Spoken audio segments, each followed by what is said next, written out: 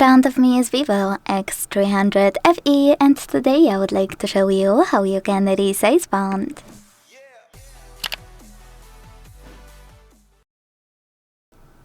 Begin by launching Settings and scrolling to tap on Display, Brightness and Eye Protection.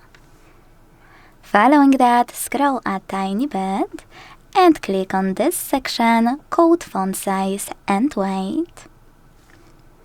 Now operate this slider under font size to adjust it, and once you're done, check out Preview at the top. Your changes will be automatically applied, so you can go back to check out your new font size.